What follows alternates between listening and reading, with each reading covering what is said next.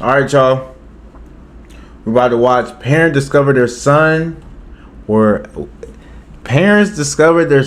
is a wanted killer.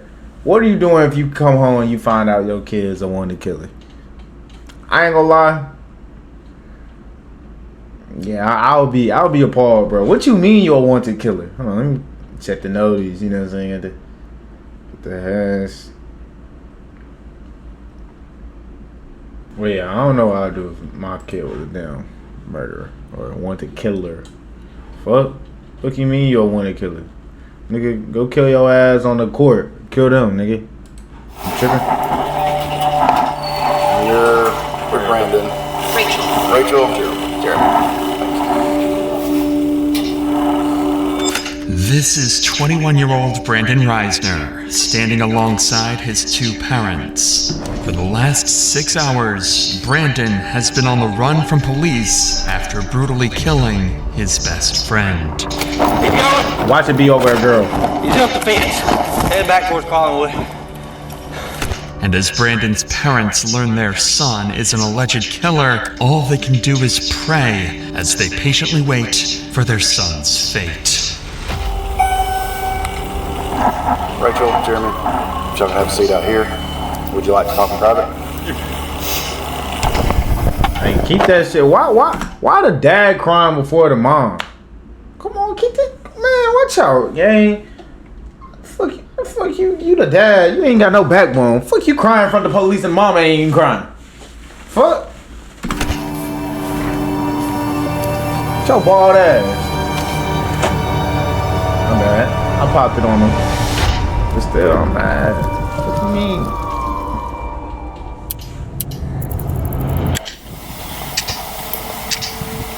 God damn! November morning in 2022, a damn got the Toyota cat in the ditch in Rome, Georgia. There's nothing. That's what I was looking for. There's nothing.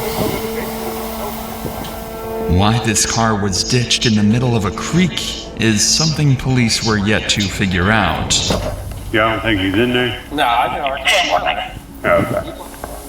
Son's name's Aaron Davis. Supposed to be coming to Rome to see some friends and going to Alabama to see his girlfriend. I don't think he made it there. Nah. You think? I wonder where they got jokes, huh? Cars down there. Crazy thing is, there's nothing. I mean, there was no acceleration. It's almost like it just Rode off there or something. yeah. Didn't go all the way up in park or something. Yeah, I mean, there's lights on like it's, but it ain't running. I rode over here to see what was going on. He was out there changing out the trash. A tow truck would eventually come and lift the vehicle out from the creek, and upon searching the license plate number, they would discover it belonged to 21-year-old Aaron Davis. Luckily, the town of Rome, Georgia is relatively small, and officers were already familiar with the name. So, Lieutenant Sailors would give Aaron's father a call a few minutes later. I genuinely wanted to feel like, you know, you ever watch Riverdale? You know how that's a relatively small town type shit? Everybody kind of know everybody, or some, you know what I'm saying? That would be kind of weird. What you mean? It's a small town. They already had, you know what I'm saying? Huh? Nah. Okay.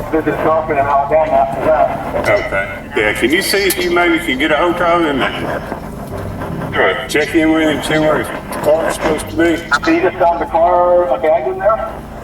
Yeah, it's actually off in a little ditch. We're in the process of getting it out. I don't think there's anybody in it right now. Aaron's car being ditched is just as much of a mystery to his father as it is for the police. However, he did have some useful details he was able to give the lieutenant following this call. The night prior to this footage, Aaron went to visit his longtime friend, Brandon Reisner. The two had been friends since middle school. What are they be getting these friendship pictures continued for? all the way through college. Aaron had just recently graduated from Brigham Young University, so his over 60-mile travel to visit Brandon was meant to celebrate the new start to adulthood. But ever since Aaron had left for Brandon's house, nobody had heard from him, and his phone would go straight to voicemail. All of these strange mysteries would lead Aaron's father to file a missing persons report, and an investigation to find Aaron would officially begin. First, and most obviously, police would give Brandon Reisner a call, as he was supposedly the last person to have been in contact with Aaron. Hey, I'm Lieutenant Sailor's Rome Police. You doing all right today? Yes, I am. I'm looking for my friend right now. Yeah, that's what I was calling about. I'm looking for my You friend haven't right heard from I have not. I've tried calling him and it's just gone straight to voicemail. And I heard he was at Heritage Park, so that's where I'm at right now. So I'm looking around. Do you guys know where the car was? Yeah, it was in a ditch over there. When's the last time you saw her? I saw him last night. About what time? Well, we started drinking around like 12 noon. He started throwing up pretty bad. He told me to leave him alone. These niggas was day So I woke drinking. up around like 1 or 2. Bro said noon. And then he started throwing up pretty bad, celebrating adulthood. But goddamn, y'all day drinking, nigga? For sure. And that's when I saw that his car was gone. All right. Well, if y'all hear from him, let us know, okay? Yeah, thank you for the help, sir. All right. Bye-bye. Brandon's story made complete sense, and he even claimed to be actively looking for Aaron at the time of the phone call, Yeah, as okay. any good friend would do. It seemed like Brandon was clearly the person they needed. Bro, what's up with this face ass? Come on, bro. What's up with this lame ass pose? You get no hoes with this shit. I know. Needed to speak to further in order to get to the bottom of Aaron's disappearance. So a few hours later, they showed up Is that a unannounced Ferrari in at the yard? Brandon's Am I house tripping, to y'all? get more answers about what happened the night before. This time, face to face. Hey, what's going on? I'm Officer Grover with the Rome Police Department. We're following up on all this. Can you walk me through what's going on? Just make sure we're all on the same page. We started drinking Yeah. around 12 yesterday. Yeah, it's you and Aaron, right? Yeah, me and Okay. Anyone else with you guys? And went some bars, and I had bought some red wine. Yeah. And That's freaky, boy. I don't drink, but as a man, why you drinking red wine with niggas? He doesn't drink too often, so Yeah. he had gone upstairs and was just puking everywhere to the toilet. It was like standing up and puking for some reason. I went downstairs and he told me to like water. that he doesn't need any help. I went downstairs, dropped a bottle, cut my pinky, and I went to the urgent care this morning, took a shower, went to bed, Okay. and then woke up 1 to 2 a.m. and his car's gone. Despite Brandon's strange demeanor, Aaron's actions last night connect with the ditched car and lack of response for the last 12 hours. If Aaron was a light drinker and got heavily intoxicated, who knows what he could have done while completely by himself. So, how long have you and Aaron been friends? We met when I was in 5th grade. Okay. And then we became more like close friends, I'd say, like around freshman year. We're still trying to find him. I don't know. You know, he may just be staying at a hotel, sleeping off whatever happened last night. Yeah. It doesn't necessarily mean he's in danger or anything like that. Do you have any problem with us checking inside the house? No problem. No ferocious iguanas or anything? You never know, man. People have all kinds of pets. The officer would search the house and find some interesting discoveries. I'm not gonna lie. I genuinely don't think he's supposed to let him in the house. I get he asked, but without a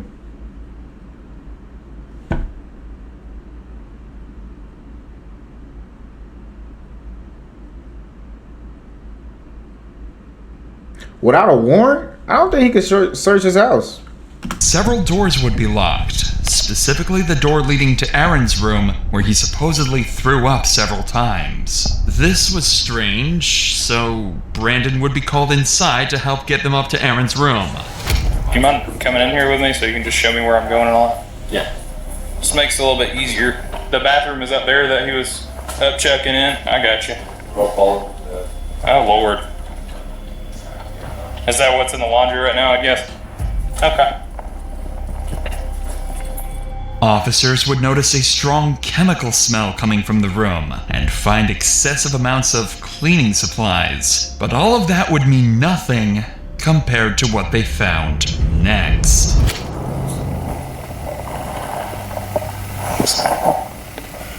There's a significant amount of blood next to the bed, too. Decent. More than just vomit all the way over here.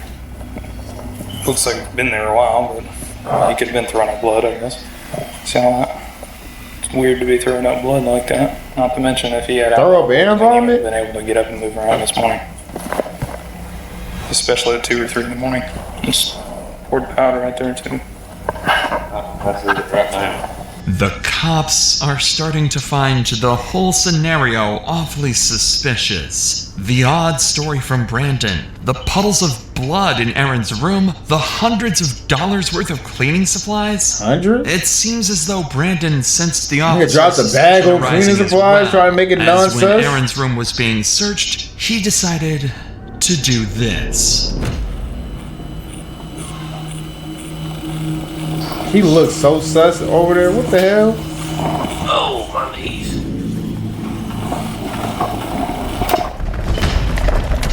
Keep going. Hey, no, quick.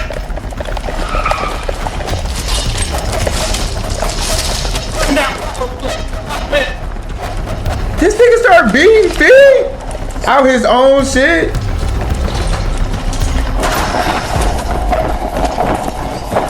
He jumped the fence. Headed back towards Collinwood. Say on God. Somewhere between LaPorte and Eastside, could be in these houses. Go up to the house, get in the backyard. Possible 1043 suspect. That nigga got his breath back, bro. He got that all possible 1043 suspect. Run back towards 8. I'm lame. My bad. Give me more units. Unfortunately, officers lost sight of Brandon. He officially managed to escape the police. At least. On God, if he was black, then they would have caught him, bro. Ain't no way he beat feet. He ran out of his own house with 2 officers and somehow got away. What? This is some real GTA shit. For now. Desperate for any leads that might aid in finding Brandon, police began going door to door around the neighborhood, questioning witnesses who might have caught a glimpse of where he had fled. During this effort, one officer encountered a neighbor who happened to be on a call with Brandon's father, Jeremy. Quickly, the officer took the phone to speak with him directly. Hey, sir, I'm Lieutenant Sailor from police. Hi, I'm Jeremy Reisner, the homeowner, Yes, and my Brandon's father. Yeah, we're probably going to need to talk to Brandon. Do you know where he is? No, I thought he was still at home. Now, earlier, we had told him maybe drive around the areas where they normally hang out and try to look for him, for Aaron. Okay, we'll keep trying to get hold of him. We're still about an hour away, working our way there. Even Jeremy was clueless regarding Brandon's whereabouts, and seemingly so was everyone else, as an entire hour would go by with Brandon nowhere to be found. Bro, this weak ass picture, bro. This shit's dead ass blowing me. Okay. It's Mom. Sorry, I realize you might not be able to answer this question. I don't know the answer, but I'll try. There's suspicion that Brandon was involved in what, hurting Aaron or something? There's suspicion that something happened in the home. Beyond getting drunk and throwing up. Well, we don't know. They're lifelong friends. We called back after Lifelong the boys friends. called us. We called back and said, when did you last see Aaron? He says, I guess My about during bad. the night. It was sensitive. That's all we did. Topic. He went to look for him where the car was reported. Yes. The powers that be have our number? Yes, sir. Yeah. Mhm.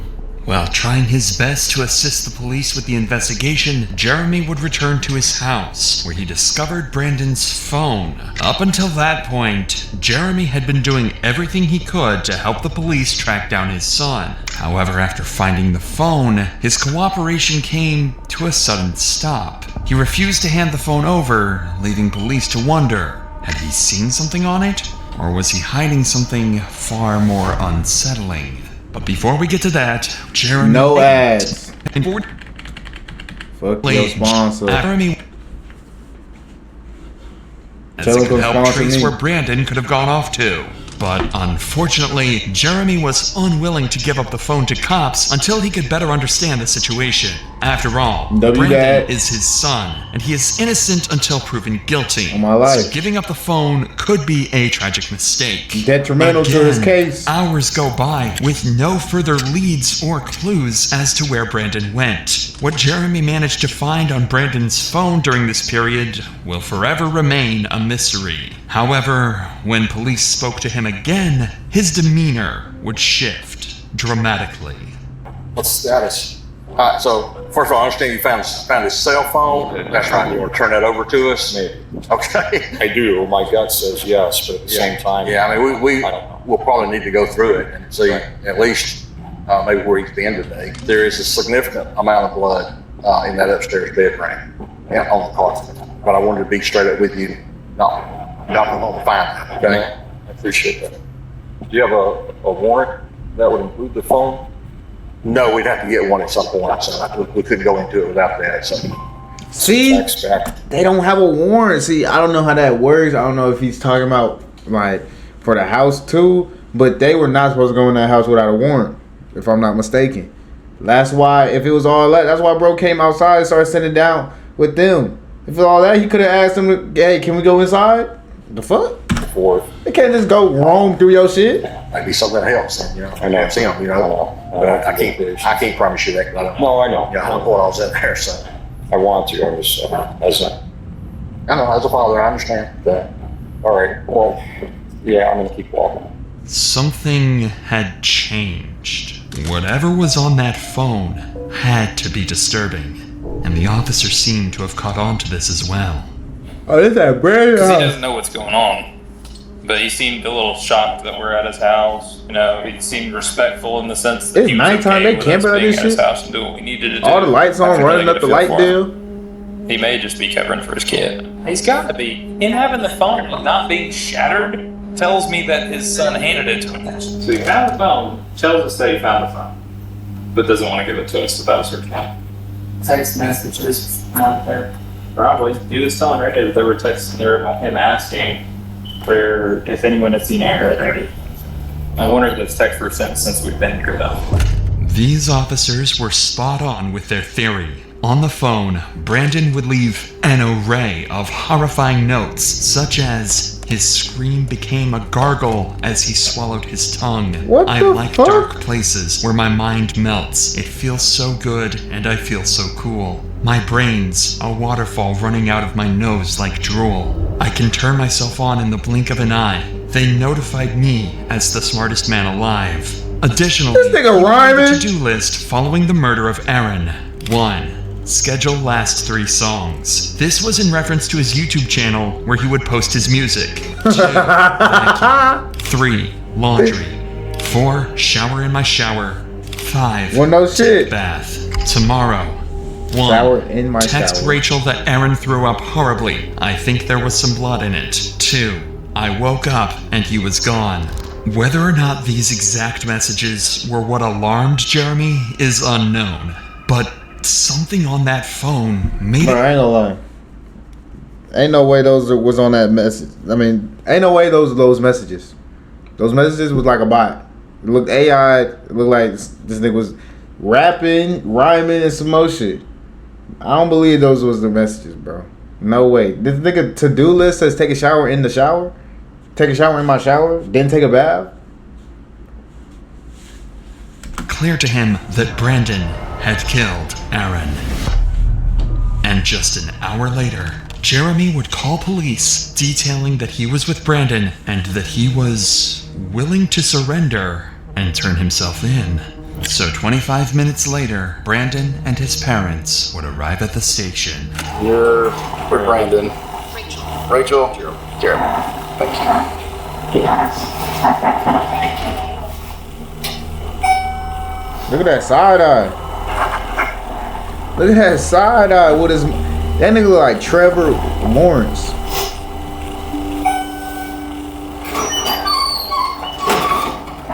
Uncle Jag.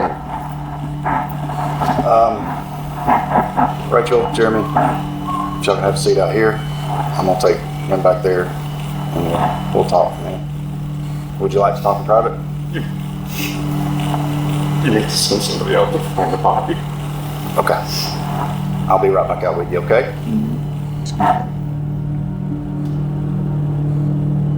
Nigga hugging a murderer. His mama not even fucking with him. It can't be his mama. I need to know about. Wallet and keys. Those real quick. Anything else? No. Sorry about that. Go ahead and have a seat. Now that Brandon was secured, the detective would sit him down to try and get a basic confession or any information that might ease the path to conviction. Alright, like I say, I'm Detective York. I work here at the wrong PD, of course. Detective York, yep, that's me. So before we get started, got some paperwork you gotta fill out. The detective would start the interview by getting Brandon's basic information and contact addresses. So I'm gonna read you some stuff before we get started, okay? You have the right to remain silent. You have the right to talk to a lawyer for advice before you are asked questions and have him with you during questioning. I would like a lawyer. You would like a lawyer, okay? Alright, sit tight for just a minute. Brandon was smart. He knows nothing he says in the interrogation room will go on to help him in court, so he decides to keep his mouth shut. While this is unfortunate for the detective, Brandon's parents are more than willing to have a discussion with him, so instead, he turns his attention over to them to try and get the information that he's looking for. Took a prop secret camera up and everything. Come on, bro. Watch out.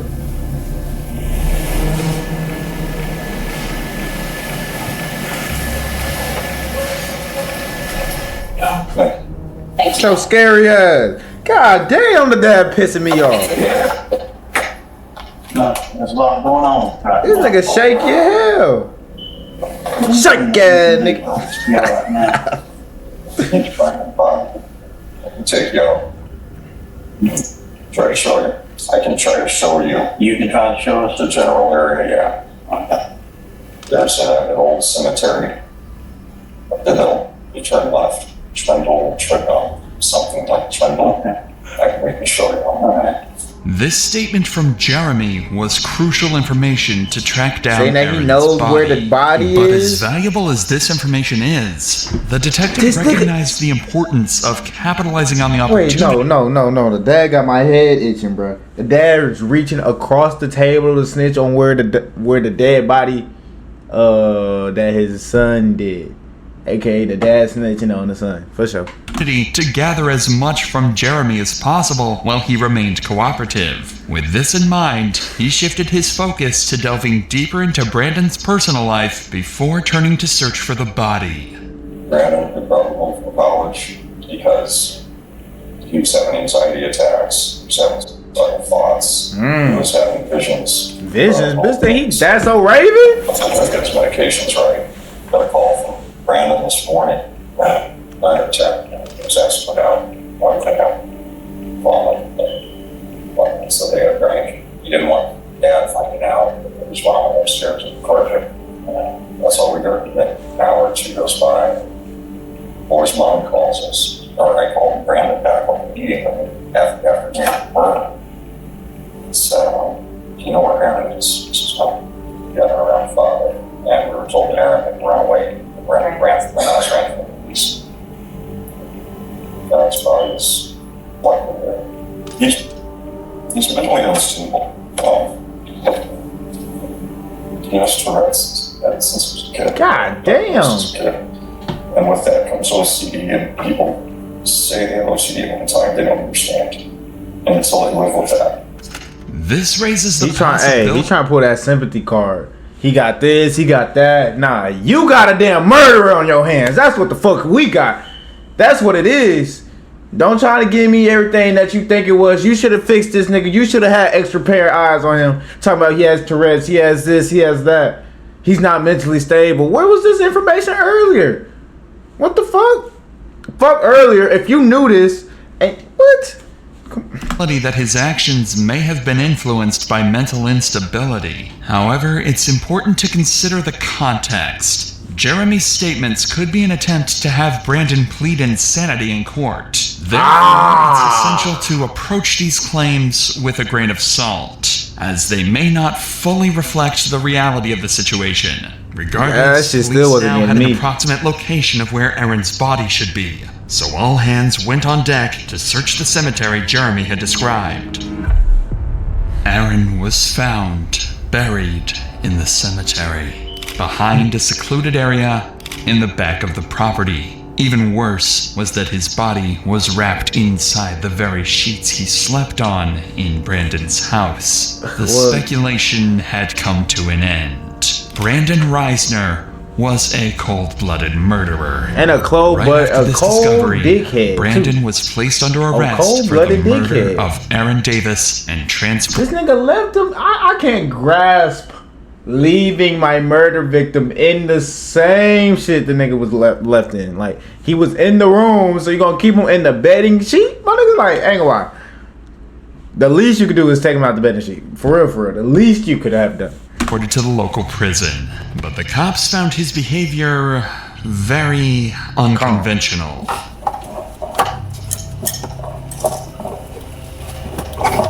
Stand right there.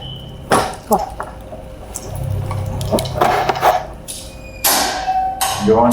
Go up to the counter, right? Let them follow their instructions. This is his property. You got ID in here if you want. For me? No, we're talking to you. You got your ID in it. Oh, yeah. Officers stated that Brandon They think remained this shit is a eerily joke. calm while being transported and seemed completely unfazed by the entire situation. And while Brandon had been successfully captured and the case had seemingly came to a successful conclusion, officers had one tragic duty to complete before the end of the day. Break the news to Aaron's parents that their son had been murdered. Any questions? Here? I don't know a whole lot because I'm not been here doing all the research. Damn.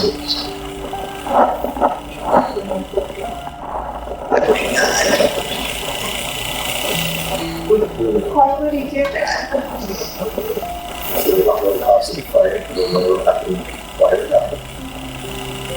Why you do that?